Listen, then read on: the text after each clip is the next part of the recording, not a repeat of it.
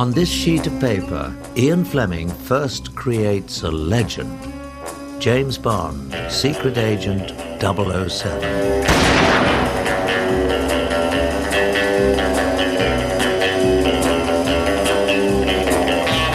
From the printed page, to comic strips, to the silver screen, to toys, games, and more, James Bond is a ubiquitous part of our popular culture. He is a symbol of effortless elegance, irresistible sexual prowess, worldly sophistication, and deadly high-tech wish fulfillment. He could only have been created by one man.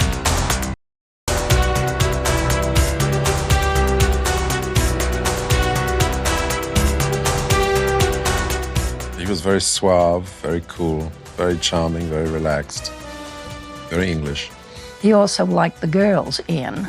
He had a capacity to fulfill his dreams. He was a very nice man. He was a very strange man, though, I must tell you, and a very puzzling man. He was somebody who could be anybody she wanted to be. I think he knew, Ian, that he would never lead the kind of life that any of us were going to lead, that he would be leading a quite unusual life. He seemed to run his life in a funny way, rather like a spy would. James Bond is a projection of what Ian Fleming would like to have been. I always saw James Bond as actually Ian himself. Fleming came from an interesting Anglo-Scottish family. His grandfather, Robert, was a self-made financier who started off working in a jute factory in Dundee. He obviously had enterprise and initiative, and he did a lot of work for them in America. Then when they made some money, they moved down south to London. And they also bought a very big house near Nettlebed in Oxfordshire called Joyce Grove. Joyce Grove, where he grew up, is a sort of monstrous house, really. Enormous and dark and full of heavy panelling. Rather magnificent in its way. Ian's father was Valentine Fleming. Valentine became a lawyer and then entered Parliament. He did all this before he was 30. He married Evelyn Rose, fathered 4 children, one of which was Ian, and then he went off to war. And he was killed very young in the First World War. Winston Churchill, who was a fellow officer, wrote Valentine Fleming's obituary. They were devastated. They were left with an image of a father who was a hero to them. It affected their mother very deeply. She continued to hold him up as a paragon of virtue. They felt they had to live up to this father. Evelyn, Ian's mother, she was very, very beautiful. Who was a very glamorous, very exotic lady. She was always dressed in wonderfully vivid colours. A young, beautiful widow. She was obviously rather talented. She played the violin very well. Really quite unlike the rest of our family, who were more sort of the Scottish, solid types. She was in quite a difficult position. She couldn't remarry, basically, without losing a nice income. So it must have been quite difficult for her, especially with 4 boys to bring up. Eve liked to mix with artists. She moved to Chelsea and began an affair with the famous portrait painter Augustus John. Eve had a daughter by Augustus John, Ian Fleming's half-sister Amaryllis. Turned up at Eton with this child, this baby, and announced to me, "Oh, darling, you have a sister." She was an exotic bird, really. Quite frightening in some ways. It was a sort of in-joke within the family, I think, that mother was always called M. Ian admired her immensely. And I think Ian was probably perhaps more like his mother than his father. There was pressure on the Fleming boys to perform. All 4 brothers went to Eton, and my father was very good academically and won a lot of prizes. Peter Fleming was the most successful schoolboy there's ever been. I think that's always a hard act to follow. Ian was wilder and sort of rebelled against it slightly more. There was something delinquent about him. Certainly in those days at Eton, being clever didn't really cut very much ice, and being a brilliant athlete, which Ian was, cut a great deal more. Ian Fleming became a distinguished schoolboy athlete and won the Victor Ludorum Trophy 2 years in succession, a feat that has only been equalled one other time in the school's history.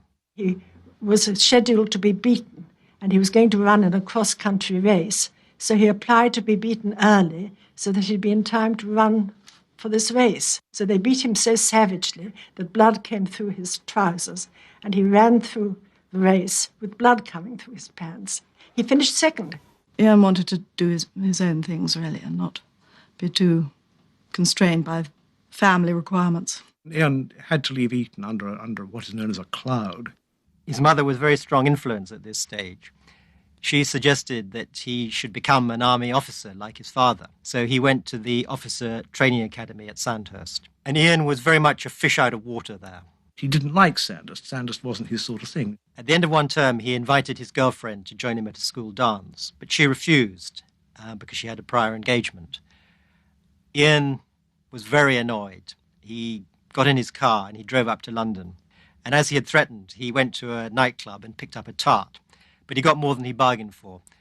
He also picked up a venereal disease.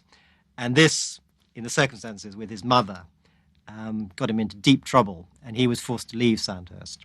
His mother thought that he really was so difficult that he was practically verging on the schizophrenic. Eve was very concerned at this stage.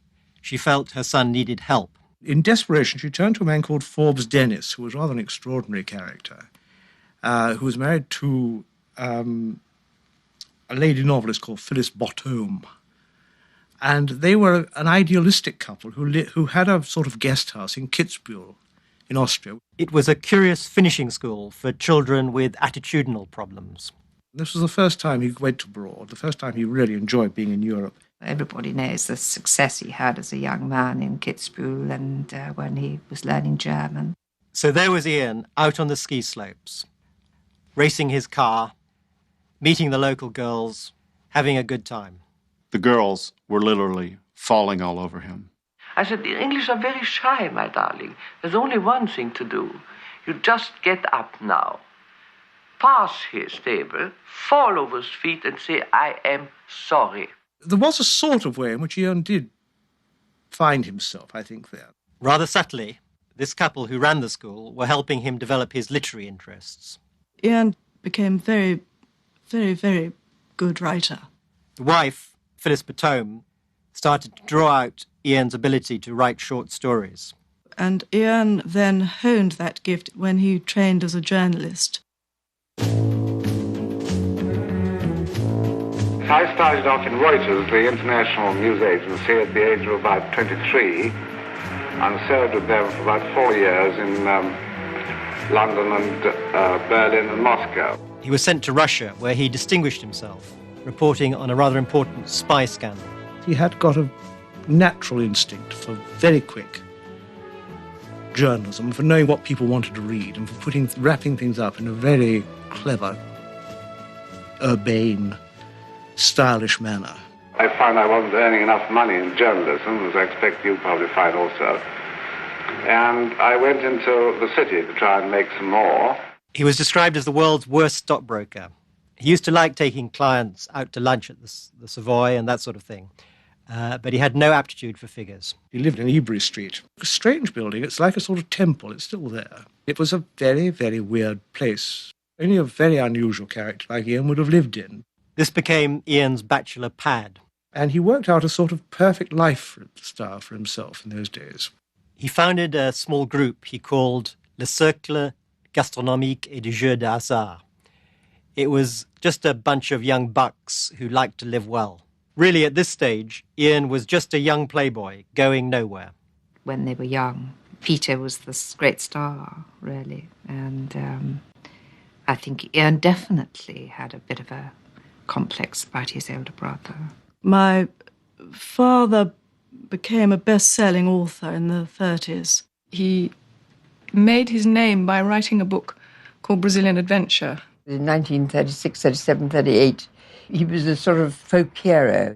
We girls at Girton used to admire him because he was such a wonderful traveller, and we used to think he was a marvellous chap. So I was quite interested to meet his brother, who was rather a disappointment because he wasn't so noble as Peter. People look and say, oh, Peter Fleming's got a younger brother, and then they, take a glance at him, and is he up to it? And then look, not really. That must be crushing. Peter and Ian were very close, very fond of each other, very loyal to each other. He made some money on the stock exchange, and he came along to see me in my office. The whole thing completely cut and dried in his mind. He said, I'm going to put £250 of this little lot I've made into books. I don't want first editions of modern authors. What I want is milestone books. This was his famous collection of books, which were all in black boxes. Ian did develop a close relationship with one particular girl, a very attractive occasional model called Muriel Wright. Ian was very fond of her and she was very fond of him. I think he called her Honeytop, and he often spoke of Honeytop. He was devoted to her. Ian didn't treat her terribly well because he had several other girlfriends on the go. Ian was an extremely striking-looking young man, and my mother was also an extremely good-looking woman, and so there was a sort of close attraction. She was born Anne Charteris, and at a very young age she married an Irish aristocrat and became Lady O'Neill. She was a very strong character, extremely intelligent, very aristocratic, very confident, and he rather liked that.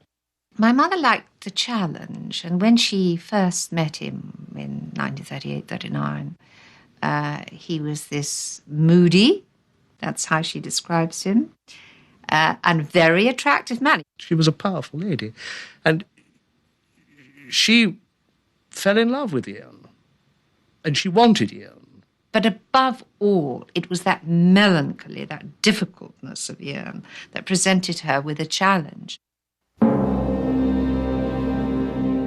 I think a lot of his peacetime life did bore him terribly. The war simply took him away from all that and put him back into his cloak and dagger world he'd always wanted to be in. I served in naval intelligence as personal assistant to the director of naval intelligence throughout the war under two directors.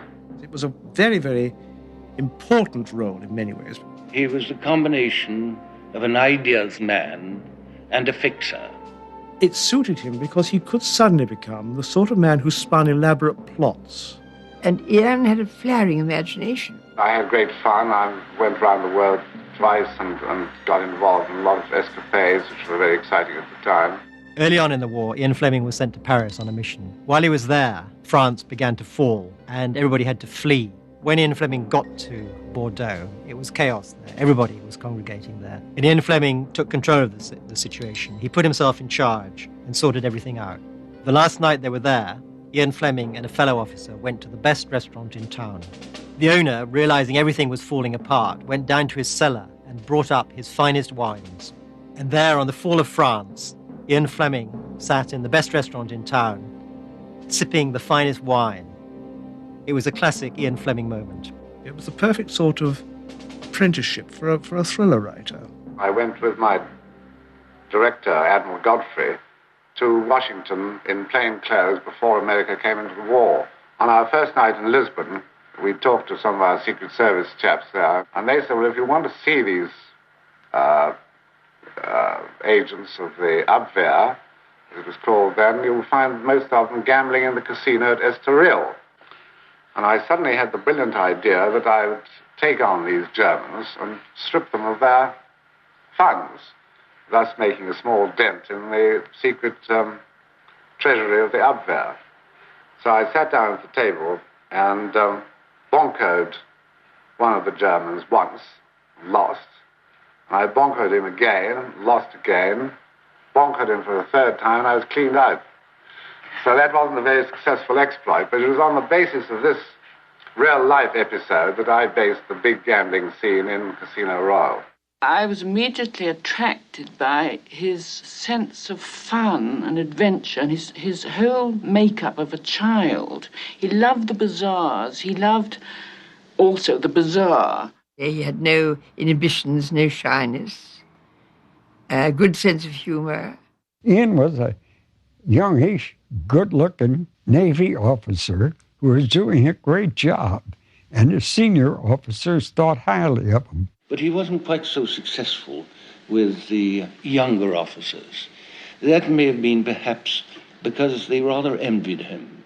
So, of course, people lower down would be jealous. They envied him his apparent freedom. Ian was the chocolate sailor, the man who sat behind the desk in room 39. He always wanted to do a great act, a daring act, something unusual, something wild, something brave, like his father had. But something about him made it impossible for him to do so. Nothing could be farther from the truth. Ian was always wanting to go, particularly over to France, on missions, and they never would let him.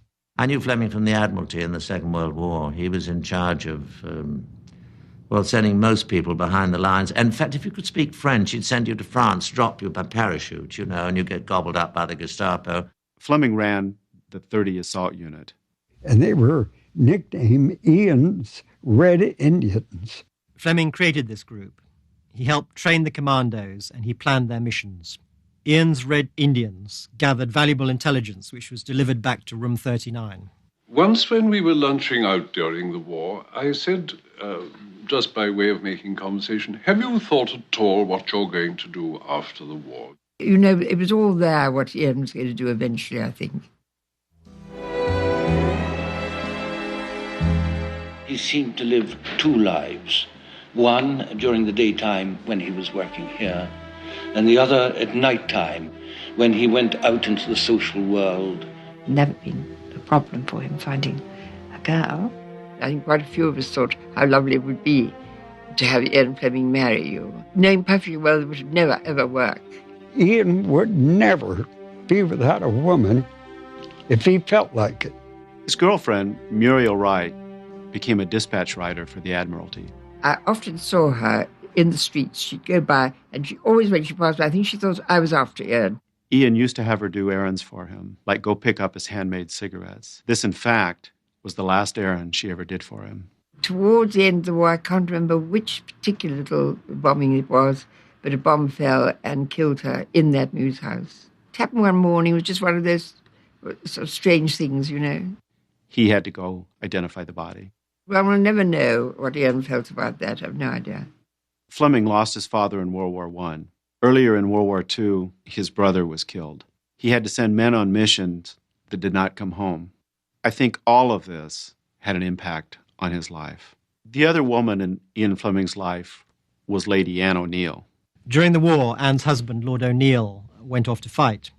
And she was left at home having an affair with Ian Fleming. We had this little cottage in a village called Buscott, and Ian was a very frequent visitor. At the same time, she was romancing a newspaper heir, Esmond, the future Lord Rothermere. Both Lord O'Neill and Esmond were good friends of Ian's.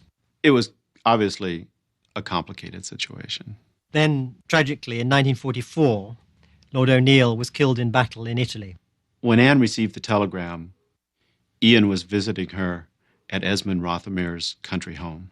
Anne was left with an opportunity to choose between her two lovers. She married Lord Rothermere, enormously rich, grand press baron.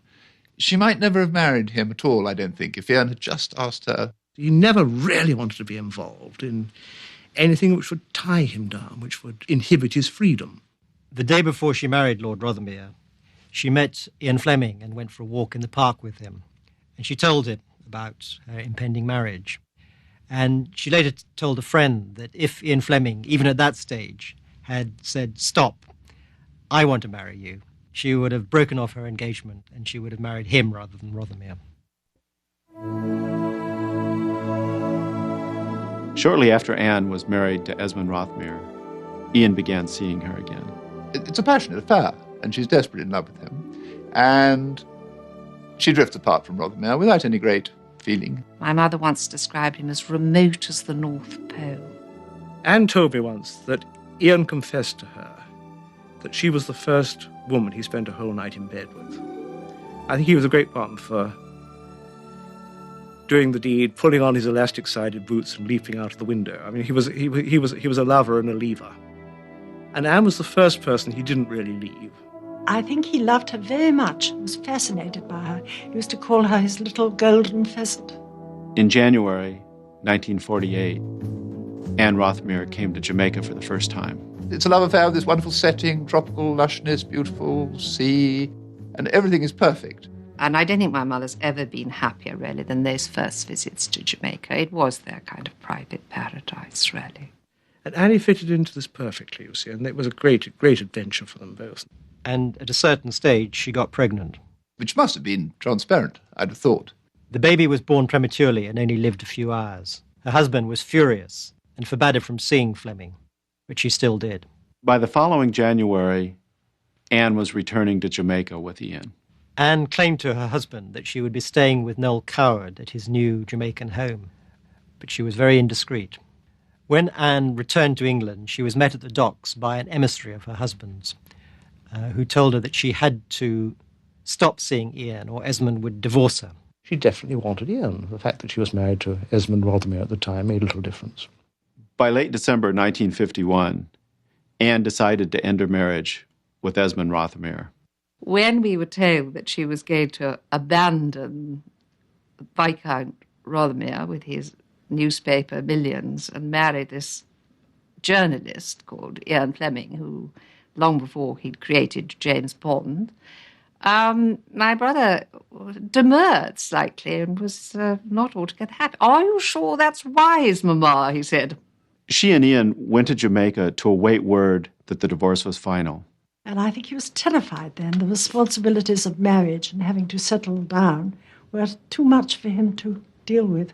My mother used to say, marrying me gave Ian peace of mind, and therefore he started to become a real writer, not just a journalist. And Ian always used to say, well, I had to think of something to do to get away from your mother after I married her. In fact, writing a spy thriller was not an instant decision. Ian had been thinking about it for some time. He once described it as being the equivalent of digging a large hole in the garden. Ian sat down at his desk every morning and wrote what he had described as the spy novel to end all spy novels. And I think he was amazed by what turned out. He knew women, he knew about espionage, he knew all sorts of things. What could be a better qualification for a writer? Everything in it was so well done. I mean, what he drank, what he ate, all the little touches was so perfect. Ian was a good writer, and he wanted to be a good writer, but he also wanted to make some money now that he was going to have a family. Ian was also very aware of Anne's circle of literary friends. He wanted to fit in. He wanted to be more than just a journalist in their eyes. I wanted to find a name which wouldn't have any of this romantic overtones like Peregrine Carruthers or whatever it might be. I wanted a really flat, quiet name. And one of my Bibles out here is James Bond's Birds of the West Indies. And I thought, well, now, James Bond, now that's a pretty quiet name. And so I simply stole it and used it. Ian Fleming was the ultimate bachelor. He lived a lifestyle of adventure and intrigue. Now he was afraid that all this was going to change. He invented James Bond, through which he could live this life forever. It was not until late March that Anne's divorce papers arrived. When they did, the couple got married immediately. It was a fairly hysterical occasion. Mongoose dig about the sunken garden, a mongoose murmur, oh my, and no more frig about, I beg your pardon, things are changing at Golden Eye. Apparently the man who married them had the most terrible bad breath. And so they had to turn their faces away when they said, I do. And then they had a terrific sort of marriage feast. I was so unnerved by the whole experience that I tied a shoe onto my own car and drove home. Ian concocted this flaming rum drink called Old Man's Thing. Noel composed this famous calypso. No more waffle and daily mail in Annie Rothermere's Madame F. He had in his suitcase after that Jamaican visit the manuscript of Casino Royale. Obviously, almost every aspect of Ian Fleming's life changed when he returned to England. Even before Casino Royale was published, Ian Fleming ordered a golden typewriter to celebrate his new status as an author. Royal Typewriter custom-made it, and it was plated with gold. On August 12th, 1952, Anne gave birth to Ian's son, Caspar Fleming. Caspar was a difficult birth. It was very hard on Anne. Caspar was a fine-looking boy, and Ian was very fond of him. You know, he was quite old to be a father in a way. He was living in a rather delightful flat in Cheney Walk. This great, big, old-fashioned mansion flat. But my mother, and I would agree with her now, absolutely didn't like living in a flat at all. It had no dining room where Anne could entertain in the style she was accustomed to. I felt rather sorry for him because I'm afraid she persuaded him to uproot from this very masculine environment. And they bought Victoria Square, which I never felt was the house for Ian. Shortly after the marriage, Ian's carefully constructed world began to fall apart. It was so much my mother's house and not Ian's. I always felt that he was like a sort of wild beast in a gilded cage there. And then, of course, he went on and had one of the early Thunderbirds, which Annie used to call the Thunderbox. It was marvellous. It had so many sort of gadgets, and he showed me how they all worked. My mother had a matching car, which was actually a form of Austin, but it was known as the Thunder Chick, to match the Thunderbird. My mother reverted to her old ways of being a London hostess. Anne's circle of friends included some of the top writers, artists, poets and politicians of the day. She, at dinner parties, was like a conductor. She loved conversation. A lot of Annie's friends were literary figures. Although this might sound quite close to the sort of thing Ian Fleming would like, it wasn't. He was not happy with these people. He took to coming round and having dinner with us in order to escape his wife's dinner parties. You couldn't get to his bedroom without going through the drawing room, where these people would very likely be. And Ian would be creeping up the stairs to get to the top of his house where his room was, hoping, I suppose, that nobody would see or hear him. They all said, almost all literally, said rather defiantly, as if it was an unusual position, I liked Ian, I really liked Ian, but that's not what he felt. They were very sharp-witted and amusing, and they used to tease him and sort of jeer at him. The social aspect was only one part of the complex dynamic of Ian and Anne's marriage. He always used to say to me, I am symmetry, she is chaos. Part of Ian liked to set routine. She was capable of sudden, rash actions. He liked to eat the same meals at the same restaurants.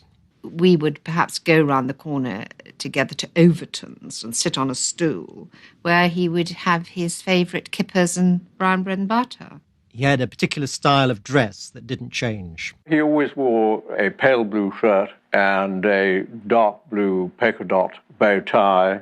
Anne was different. She liked change. She liked to mix things up. Annie was a strange woman.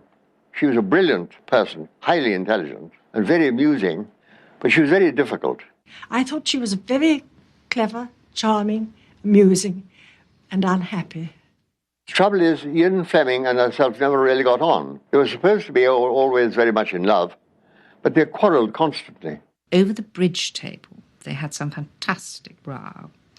And my mother got up and said, I'm driving back to London. And she was in a fury. And she saw this gleaming Ford Thunderbird, and I hate to have to tell you that she drove her little car as hard as she could into the Ford Thunderbird. It was an immensely complex relationship between the two, as it could only be between two very complicated human beings. He didn't want to be married, that was the thing.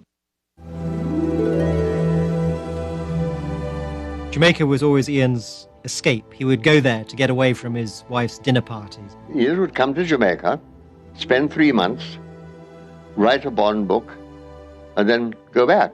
And after Caspar was born, there were several years when Anne simply didn't come to Goldeneye. And then, of course, he fell in love with Blanche Blackwell. I met Mr. Fleming for the first time at a dinner party. Blanche Blackwell lived down the road in her marvellous house called Bolt.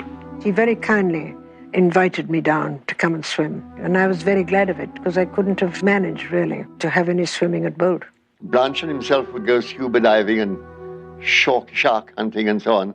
He was a man who was interested in everything, and he used to love to go shark fishing. Anybody who is interested and loves adventure would love to be free to do as they want. Don't you think? I used to find my mother sometimes in floods of tears. Anne also had her lover. My mother walked out for a while with Hugh Gateskill. She was in love with my wife's cousin, Hugh Gaitskell. Hugh, we always thought of as somebody who really never had a teenage. He never had a youth. And he was having a little teenage fling. They've been screwing around for years and they loved affairs. I decided how I wanted to live long ago. And I've managed to succeed in doing it without getting into too much trouble. Blanche simply enjoyed Ian's company and put no pressures on him, which he liked. 2 men have asked me why they couldn't make me jealous. And my answer is, you don't owe me anything. Why should I be jealous? Doesn't matter to me what you feel about me. I happen to like you. That's what's important as far as I'm concerned. That's how I am. Very naughty. On time.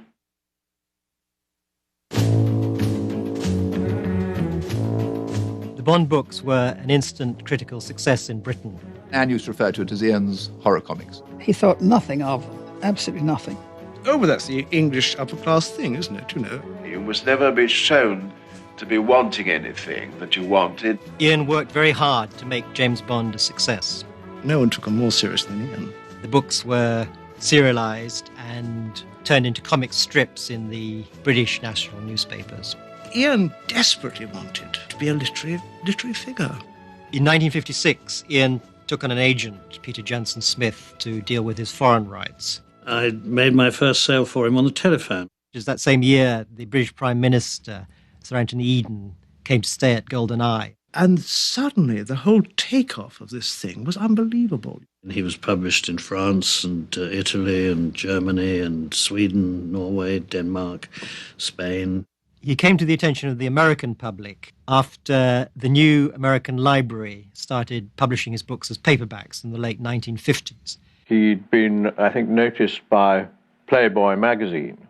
We published a very favorable review on the latest Bond book in the fall of '59, and then published the Hildebrand Rarity, the first short story, in an American publication in 1960. The marriage between the two, I think, was a natural. I think I made Ian Fleming in a curious way. Jack Kennedy rang me up one morning and said, "Oates, I'm sick. Have you got anything to read?" And I said, "Yes. Do you like spy stories?" "Yes. I'll send you over something that's just come to me from England." And then, of course, there was the moment when President Kennedy was seen with a James Bond book. And that seemed like fame indeed. In early 1960, Ian met John F. Kennedy. One Sunday morning in Washington, Ian and I were going somewhere. They suddenly spotted Kennedy and Mrs. Kennedy walking along the street together. As they started to cross one street, I stopped. And Mrs. Leiter introduced Ian Fleming to Senator Kennedy. And Jack poked his head in the window and said, "Not the Ian Fleming." And I said, "Yes." Well, he said, "Bring him for dinner."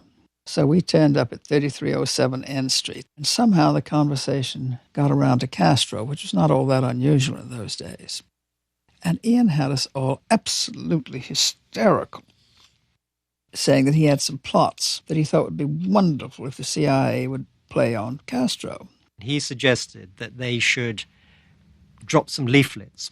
CIA could just fly over Cuba and drop these leaflets, telling the women of Cuba beards, such as Castro had, were natural receptors for radioactivity. That all the men wearing beards were impotent.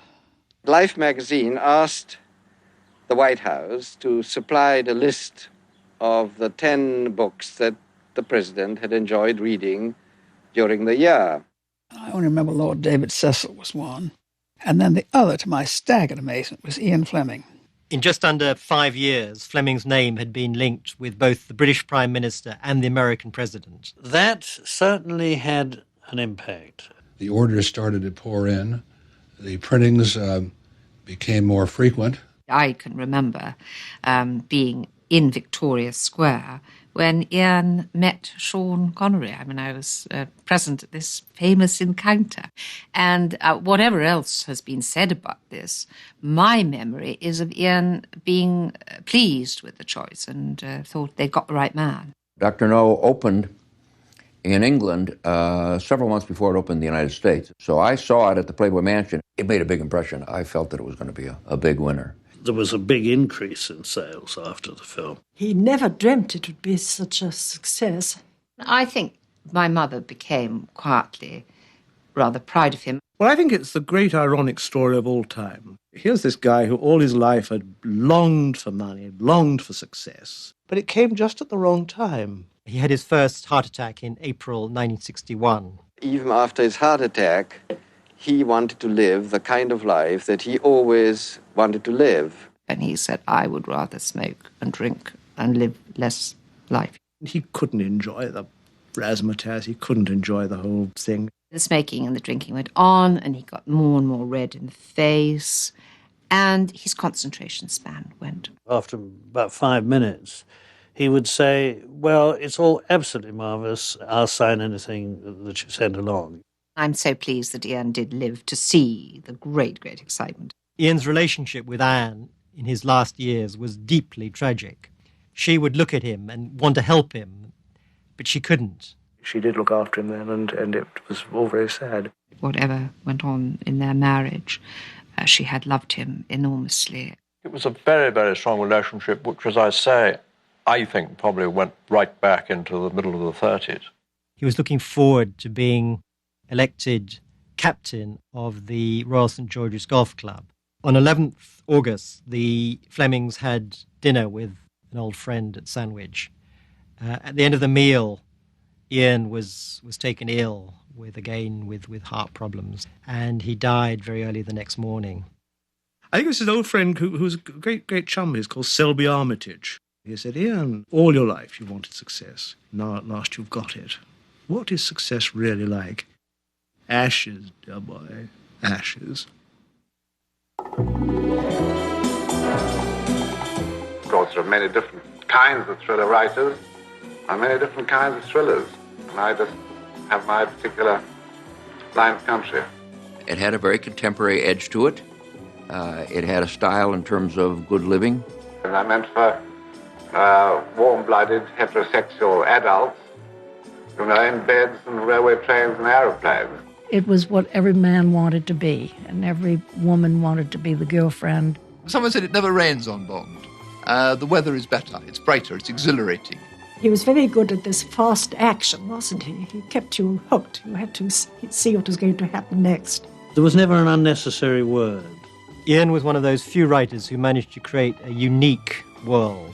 He used his experience as an officer in naval intelligence, but gave it his own imaginative spin. Although he would say, I'm not in the Shakespeare stakes, deep down in his heart, I think he thought he was a good writer. And he was a good writer. As an individual, he was both hard and romantic, old-fashioned and innovative. Some of the best spy stories, I suppose, that have ever been written. Ian Fleming is gone, but his legacy lives on. I think you got the point.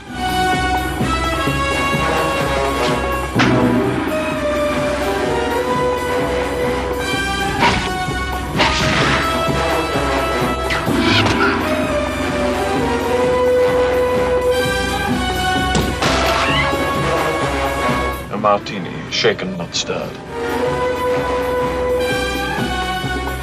Bond. James Bond.